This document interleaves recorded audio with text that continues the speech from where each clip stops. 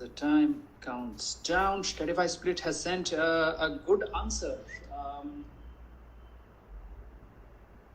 And so has sort of time almost running out, and time is out, but we've got quite a few answers. Gayatri sending in an answer.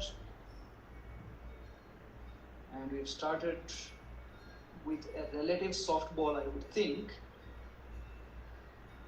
I think Nitin's the last answer we'll be taking. Nitin, Soumya, Shri, you got all your answers.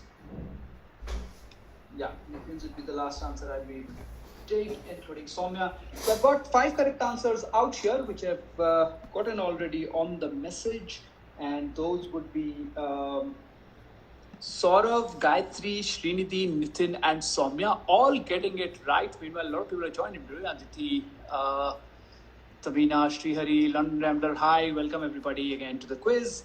We are done with the first question just now, but you can stick around the quiz. You can play one question, you can play all of them, whatever you like. The quiz is pretty much open to all. Yes, and Soumya, Nitin, Srinidhi, Gayatri, and Saurav are absolutely right. And like Srinidhi says, the English are weird. So the English are definitely weird. You were right. It is. It is hats, and Srinidhi getting some creative points for saying feather in our caps. Well, hopefully an artificial feather, because that's what Emily Williamson fought for. That she wanted birds not to be killed for feathers in the hats. So, gents, take it away. Yeah, so the end result of this movement, which started in late 9th century, was that today, the Royal Society of Protection of Birds has almost 2,000 employees, around 12,000 volunteers, and almost 1 million members in terms of the society, who not only go around the world in terms of conservation of the birds, but also developing forest and all. And they have a good endowment of almost 120 million pounds in terms of developing these. So yeah, small movement snowballed into a big movement.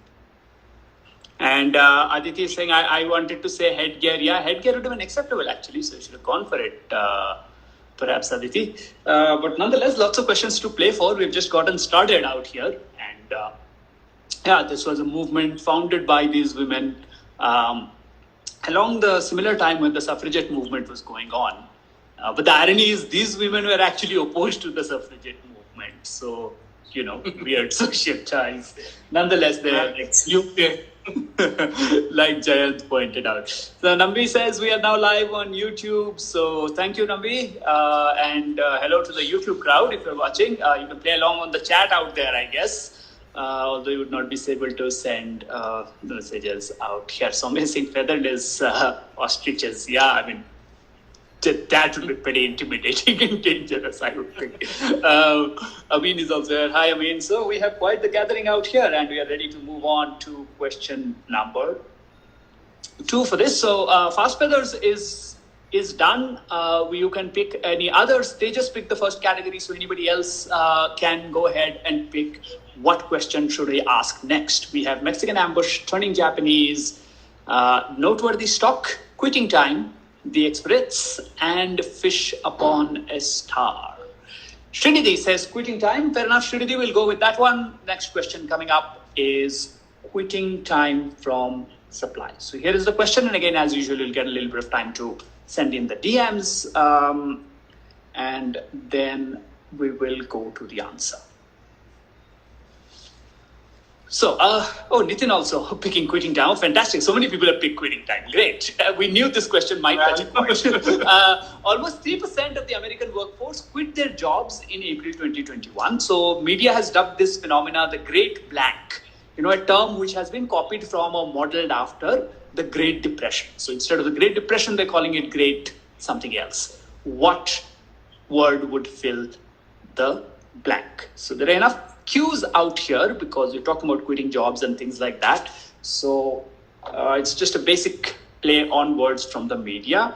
So the previous economic phenomena was the Great Depression, and now this new phenomena where a lot of people over the last year have considered going off their jobs. And London Rambler seems to be like way behind on the questions. Number one, answers on DM, and number two, hats. Unless you are doing the two Ronnie sketch about answering the question before last, which is an all-time great sketch of mastermind. Yes, I think I can see two right answers. Tejas is correct and Saurav's is correct. The others are good guesses, but unfortunately not correct. I think Tejas's would be the last answer we'd be able to take. But as Saurav rightly said, and Tejas also rightly said, it is the Great Resignation or Great Resignation. So Great Depression was the 1920s phenomena. Great Resignation might end up being the 2020s phenomena. A lot of people considering quitting their jobs. I don't know if anybody here has personal experience, but Jens, yes, about the Great Resignation. Yeah, I think the survey was done by Microsoft Corporation, right? In terms of getting these. Yeah, it was Microsoft, yes. Yeah. Meanwhile, I'll just put the answers together. Some more answers are coming, but you go ahead. So the main reason in terms of people suddenly discovered from working from home in terms of the priorities and the dream job in terms of thing, and that's one of the reasons why people are quitting left, right, and center. The other major reason is the way how the employers have treated the workers during the pandemic in terms of things. So that's the other thing. And the fun part here is, I think our very own Shrikant Tiwari also quit being a minimum guy in style in the family. Season 2. So other people have sent in answers like Great Repression. I think Aditi has sent in a great answer, the Great Notice Period, which I think is a terrible way to do it. Lambi saying for TR fans out there, suppression of the depression. Soumya sent in the Great Recession. The Great Recession was already 2008-9 financial crisis, Soumya, so that's why they are not using it for this one. They're using the resignation. But yeah, like Jan said, that a lot of people are considering. So I don't know how many among us have considered quitting their jobs in the last year. It has been difficult, and for various reasons combined, it has kind of led to unprecedented numbers of people sort of quitting their jobs. They're just saying employers didn't treat the employees as family. Exactly. And Vin Diesel is very mad about that. Varun's joined us. Hi, Varun. It's already on his Mustang. So, Tejas, Sonam, Saurav, and Stratify all getting the answer correct. It is the Great Resignation. Okay, back to the board and back to Mexican Ambush, Noteworthy Stock, Turning Japanese, The Experts, or Fish Upon a Star. Take your pick, people. I think we had quite a few people answering the last time we taking the pick. So anybody else wants to go for it now and take their pick out of the subject categories.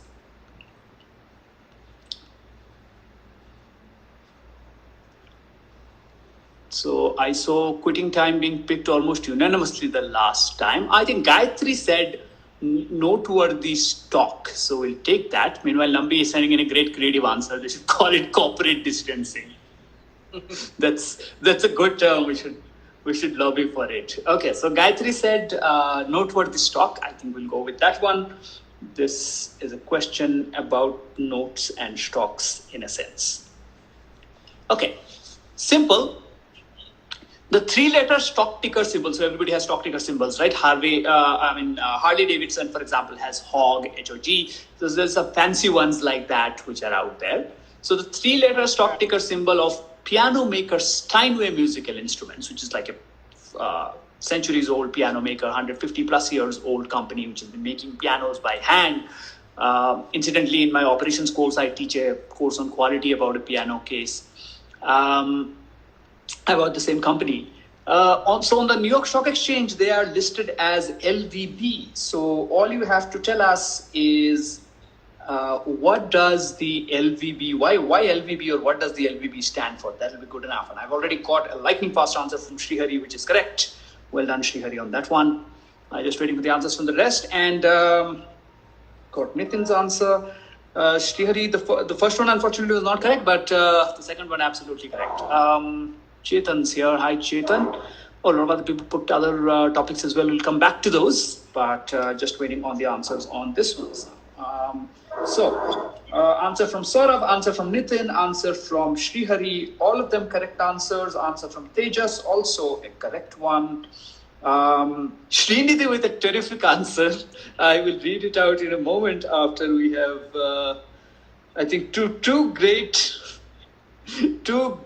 creative answers coming in there. But for now, we'll have to close the question on Tejas's response, which is the last correct response. Tejas, Saurabh, Nitin, and Srihari all getting it right.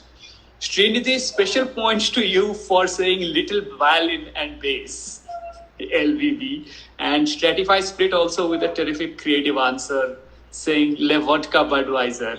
I'm not sure what the link is, but why not? No one went for that brand, is it? The 4 people who sent in the correct answer, it was, of course, Ludwig van Beethoven. So they are referring to Beethoven as the composer. And since it's piano, composed a lot of his music on piano. I think the first piece people tend to learn from the piano teacher is usually For Elysee from Beethoven. So that's why they creatively called it Beethoven. They could have called it Steinway Piano STP or something like that, but it's LVB. Nambi saying reminds me of a French company. Well, I mean, could be Louis Vuitton as well. Soumya is saying lights, violins, and beats. Everybody coming up with great interpretations of it. So, Jayant, we kind of know something about these guys that you wanted to share about Steinway, that is. So basically, this company traded between 96 to 2013, after which the company went private. And the guy who took the company private is basically billionaire trader John C. Paulson. So basically, we have read the book, The Greatest Trader, who made truckloads of money in 2008-9 recession by buying CDS. And apparently bought this company, took it private because he was very sentimentally attached, where his younger sister wanted to learn the piano and they couldn't afford at that point of time to buy one. And that's the reason he bought the entire company now, so that he runs a charity where he gives away the instruments for the people who can't afford. So, this is very, very Bollywood twist, or it kind of has the energy of Justice League, where Superman says, "How did you afford the mortgage on the house?" And Bruce Wayne says, "Well, I just bought the bank." So very bought down so many banks in 2008. So so that was Steinway pianos and Ludwig van Beethoven. We go back to the drawing board. Take a new pick now. I think few people had sent in requests which we have pissed. Saurabh had mentioned Mexican ambush, which is the next one I saw. So I think we will go with Mexican ambush as the next question. So we're in the midway point of the quiz, and here is the question. Again, before I go to this question, just a reminder that we generally follow a best answer policy. So if the answer is fairly close enough and we feel is okay, we'll give you the full marks. There's no splitting and all that. But this is a question where the answer has to be fairly close to the actual answer and not just in spirit. So I'm just letting you guys know that before we go to the question. Okay, here it is. In 1970, to steal publicity over the official sponsors who were Adidas, what did Puma, the shoe company, ask, Pele, who was wearing Puma boots, to do just before the World Cup final kicked off in Mexico City? Brazil were playing Italy. It's one of the all-time great World Cup finals in terms of the performance that Brazil put in. Not a great final. Italy were absolutely destroyed. I think they lost 4-1. But the Brazil team was at the top of its powers at that point of time. Pele was the most well-known player across the world, and Adidas was the official sponsor. So what did Puma ask Pele to do? It's basically ambush marketing to try and put attention on their brand. Great answer, Nitin. Not correct, but good answer. Nitin said handstand. Handstand, which I think is a terrific guess. I really like that. Meanwhile, Steadify Split saying to jump like the puma in their logo in front of the cameras. Terrific answer again. Very creative, very interesting. But those two are not the correct answers. Meanwhile, Saurabh sending in the first correct answer. Yes, Saurabh, absolutely right. And Tejas also sending in the right answer. Well done. And I think we'll give Gayatri as well because she's mentioned.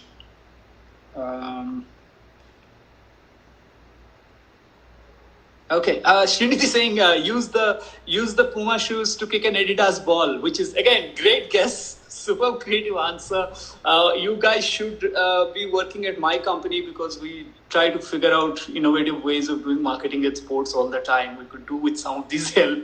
But yes, all these are great answers. They just saying to wear Abiba shoes. Yeah, from National Market. Yeah, the precise address was important. But the correct answer is coming from Tejas. From Saurav, and I'll give it to Gayatri as well because she kind of mentioned the thing about the boots. That is basically tie his shoelaces in the at the start of the final, so that the camera will go into. It's the most famous football player in the world tying his shoelaces. The cameras are bound to focus on that, and that would show the Puma logo. Soumya saying change into Puma shoes midway. No, Soumya actually he was already wearing Puma shoes, so that's not a problem. Idea has joined. Hi, Idea. Idea is a good friend. If you want to search out interesting places to be at Clubhouse, I think rooms that Idea hosts are some of the best. So I would definitely recommend that. Okay. In the meantime, we got 3 correct answers in this one. Saurabh, Gayatri, and Tejas getting the points. And Tejas saying that was iconic marketing. Indeed, it was. And the Adidas Puma rivalry is a legendary one. There is an entire book about it. And I think you guys should go ahead and read that. Jayant, was that the Sneakers Wars book, right? Yes, Sneakers Wars, and also there's Business Wars podcast also has covered Puma versus Adidas. Right. Saurabh Singh could have done the cleaning shoes goal celebration. Well, at that time, goal celebrations were not as evolved as now, where they're very elaborate. But yeah, that's what it was. So 3 more questions to go. Going back to the drawing board. Everybody. And also, it was last World Cup of Pele, and he didn't score much. I think he scored 3 or 4 goals only. He did, however, if I remember correctly, score in the final. But yeah, that's something our sports-loving people can let us know here in the meantime. Okay, guys, trying to pick a category. They're just saying wonderful book. Yes, it's a great read. You should definitely probably check it out if you're looking for a read on business. It's really fascinating. Okay, so next pick, please. We have gotten choices left: Turning Japanese, The Experts, and Fish Upon a Star. Pick any one of them for question number 5. Srinidhi says Fish Upon a Star. Let's go with it. Meanwhile, Nambi saying Business Wars podcast is fun. It definitely is. It's very good. And we go to Fish Upon a Star. Here's the question. So this is a paper that came out in the Quarterly Journal of Economics in August 2007 by this economist called Robert Jensen, very well-known Harvard economist.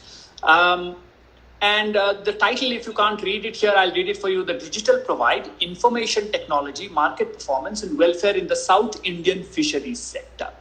And what he did was he did a study between 1997, I think about 2002 or so, where he showed that the impact of what particular gadget on the incomes of fishermen in Kerala in this paper. So he collected the data and showed that this particular gadget is helping fishermen get better prices for their catch, and basically showing how the market was operating better because information was flowing better. So what particular gadget was he talking about? It's studies between 97 and 2001, 2002. The title of the paper was The Digital Provide Information Technology, Market Performance and Welfare in the South Indian Fisheries Sector. So you can kind of take those dots and connect them and see if you can find the answer. Should be an easy one to crack, I think. Tejas has already cracked it, so has Srinidhi. Well done on those. The time will be counting down in the meantime at the top. So send in your answers. So the title was a play on the digital divide, since it's the digital provide. Aditi says very quick. I think Aditi once again is probably getting ready to sweep the creative crowd, because Feviquick, I think, is an excellent answer. so just waiting on. Okay, a lot of people going. Yeah, good guesses, all of them. I think the Maggie is here. Soumya, saying Maggie season into attack fish. So Soumya, Tejas, and Srinidhi actually getting it right.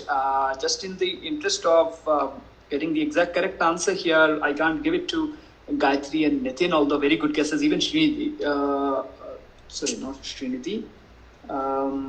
It's Soumya and Tejas who had the right answers. Srinidhi, Gayatri, and Nitin. I wish I could give it to you, but can't quite, unfortunately. So here is the answer. It's mobile phones. A lot of you went with pagers, which is a good guess. But he was talking about mobile phones as such. At that point of time, you're right in thinking probably that pagers were the thing, but the way Jensen conducted or collected the data and conducted the experiment was mostly about cell phones. So tough luck on that one, but so he essentially said that mobile phone services being introduced in Kerala, where there is a large fishing industry, and by looking at the data, they figured out that they were getting better prices, there's less wastage, and so on. Jayant, the paper, while it was path-breaking, has had its share of controversy also. Yes, I mean, the peer reviews and the other people destroyed the paper in terms of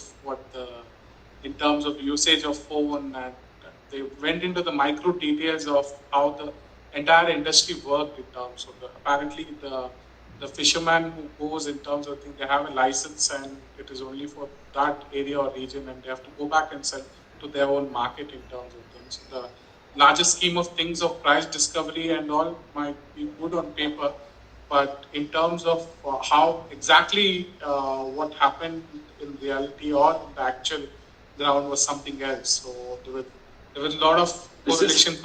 This is a very classic economics papers problem. Yes. That often these breakthrough papers will come and they will then become controversial because of their methodology. Nambi saying fishnet, Kumbalingi Nights inspired. That's a good one. Saurabh saying, I thought mobile phone but did not send. You should have sent it, Saurabh. Generally the answers in the take-home quiz are fairly straightforward. We are a fairly easy quiz. We don't set sort of like traps, hidden traps, or things like that. But yeah, they're just saying 2007 was Nokia domination era. Yeah, but the study was 97 to 2001, which incidentally also was Nokia domination era. Okay. Apple was still taking losses. Going back and still thinking of the iPod. Wait, I hadn't even thought of the iPod actually.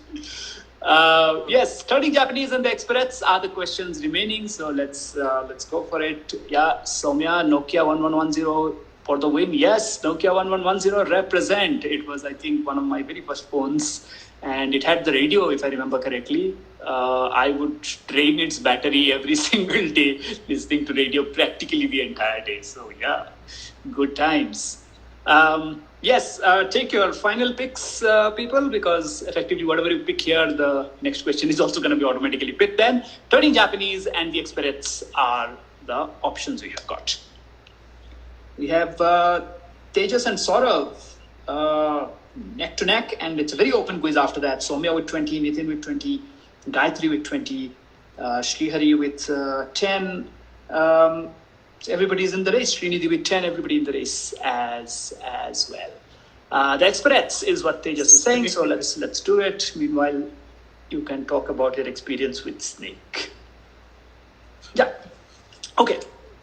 This is again one of those answers where I would ideally like answers as specific as possible, although it's a slightly econ heavy answer, but you should be able to work it out. Swedish economist Hanna Norberg, she's worked with the World Trade Organization and the European Commission, launched a network of experts, female experts in a particular area of economics. So only thing I will say is that she has worked for the WTO, and which is an important clue here. So she noticed in a newspaper that it was only citing male experts in that particular area. And she wanted to start a group saying, you cited 11 experts and there was like not one female expert in this field. I refuse to believe that. Surely there are experts in this particular area of study. And she put them together in a set of sort of a group or a team called the experts. So what was the area which Hanna Norberg was asking for female experts in? And this is a very common problem, right? That you see a lot of these areas where you have a lot of even representation in terms of people who study PhDs or are experts in those particular areas, but in terms of the citation, in terms of the attention, it's the male experts who tend to get the default setting, which is what Hanna Norberg is trying to fight. It's been about 3 years now that they have been doing it. Good guess, Srinidhi, not correct. Good guess from Tejas, not correct. Great guess from Aditi and correct. Well done on that one, Aditi. Meanwhile, Savitri and Bhavna have joined. Hi, Bhavna and Savitri. We'll just wait for any other answers coming in. A little bit of time remaining out here. Savitri going for it. Good answer, not correct. Nitin going for it as well. Good answer, not entirely correct. Gayatri also answering, not quite correct. So indeed, it's Aditi who's worked it out. Soumya, great guess. Not correct there either, because like I said, I really like it to be a little more narrow, a little more specific. And we're almost out of time out there.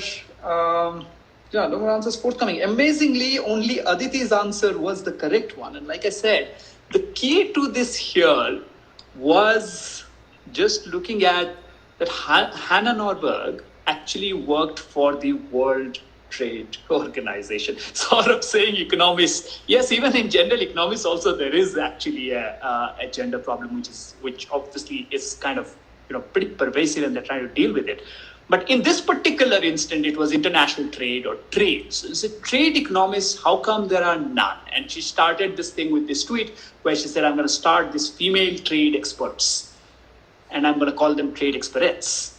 And 3 years down the line, I think July 4th, 2018 was when she put this tweet out. And then she almost started a movement in terms of getting people together for this, sort of getting her own Avengers team together here. But in economics, and her Twitter handle is Trade Economista, so she herself takes a lot of pride in the area she works in. So, Jayant, quick word on the experts. Yeah, so basically they call them as list of awesomeness in terms of the members, in terms of what they have, and just wanted to give a shout out. A similar movement started a couple of days ago in investment world in India in terms of, so Radhika of Edelweiss CEO has started a similar movement in terms of, after looking at so many conferences where women in investment side speakers are not represented in terms of, so she also has started a similar movement on Twitter, and she wants to do, she's doing something similar on these lines. Yeah, so if anyone wants to approach female speaker in terms of finance and investment, she has the list of people whom you can approach. All right, and that brings us to the final question of the night. The quiz is still open. Saurav and Tejas still on the in the lead, and the other scores remain unchanged. So everything is kind of up for grabs on the final one, just much like the Wimbledon final today. Here it is. Our standard mandated Japanese question will close the night out. It's turning Japanese. A lot of people are falling into this trap of that it's so straightforward it cannot be true. Again, the general advice if you're joining this quiz any given day, any given week, is that generally speaking our answers are more or less straightforward. Anyway, on to the last question. who, born on April 9, 1954, born in quotes, notice that, was appointed an official tourism ambassador of Japan in 2015 and was officially made a resident. So they were given a resident certificate and everything. They were made a resident of the Shinjuku ward of Tokyo, and they were officially appointed a tourism ambassador. So who is this, I should say, famous Japanese personality that we are talking about? So that is the final question of this quiz. And as the time ticks by, let's wait for the answers. So a couple of things to notice out here. If the Shinjuku word rings a bell for anybody, or the fact that I have put born in quotes rings a bell for anybody. Maybe the year 1954 rings a bell for anybody. And if you are going for it, go for the straightforward answer. Yeah, pretty much. Gayatri saying Pikachu, which is I think a great answer, to be honest. Shiniti said Naruto, which is also a great answer.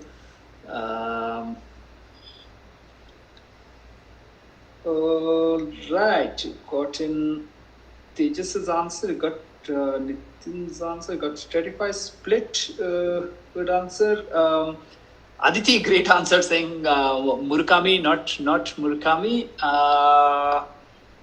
and not Pikachu either. So we're out of time. I think the only correct answers that came in were from only Tejas getting it right. And again, I'm slightly surprised at this one because the answer actually is Godzilla, the most famous Japanese Pikachu, as in the Pokemon, would be sort of slightly later, but Godzilla was the OG here. So he has been given a Shinjuku residential card. His birth date is recorded as April 9, 1954, because that was the year the date the very first Godzilla film released. And the reason for, like in the actual card, in the Japanese cards is translated, the reason for giving him this special residency, it says promoting the entertainment and watching over of the neighborhood and drawing visitors from around the globe in the form of Godzilla had built atop the Shinjuku Toho building, where the company that owns Godzilla is. So, gents, as we tally the scores, if you want to add something to that in the meantime. So basically, this iconic Godzilla has been placed on this iconic building known as Toho building, which is one of the biggest buildings out there, and it has been placed at the topmost floor. And similar sightings of the Godzilla has been placed in so many of the other public places. So that's what Godzilla in Japan, they were crazy about. Right, so that was our final question of the night. We'll move on to get to the quiz, but when we do, so just saying, I of course remembered it correctly. Yes, Nambi was thinking on the right line, should be some fictional character, and that fictional character was Gojira, as sort of is saying. We're at the end of a great quiz. Nambi saying Hiroshima/Nagasaki could be its birthplace on the card. Yeah, possible, although they did not go that direction. I think it's the Japanese, for obvious reasons, they did not want to make a direct connection, although everybody knows that Godzilla is a representation of the nuclear abomination that was coming out. Quick time for take-home quiz shout-out. I think today the shout-out should go to Nambi's YouTube channel, because there's a lot of interesting stuff on the YouTube channel, and I'm not just saying that because our quiz is being live streamed there, although that's also part of the reason. But jokes aside, Nambi posts very interesting things there, and often a lot of other quizzes and all that also get streamed out there. So you should check out his page. Nambi, if you could just send on the chat the name of your YouTube channel, and we'll also probably put it up later on when we put the formal results of the quiz out. And while Nambi puts that in, going to the scores and the results, Finishing on third place with 20 points, 3 people today, Soumya, Nitin and Gayatri. Well done. Tough luck on a couple of them. Should have gone with your instinct and you could probably have got the third place individually for yourselves, but well done on that. Saurav coming in and with a big bang, fantastic start, 40 points, finishing on second place. Tough luck again, Saurav, on those last couple of answers. Should have gone for mobile phone, should have gone for Godzilla. You could have probably won this quiz. Actually, the rate at which you were going early on just stumbled a little bit towards the end. And finishing as champion with a great answer on Godzilla and some consistent answering in between. It's Tejas once more, so well done. And Nambi saying the YouTube channel is Satya Nabirajan, so go check it out and follow him on Instagram also if you can. Aditi saying post the books, podcasts and infotainment media reference in the quiz. Fair enough, Aditi. Whatever we can remember, I think Sneaker Wars, Business Wars and a few others were there, so we will mention them. Absolutely no problem.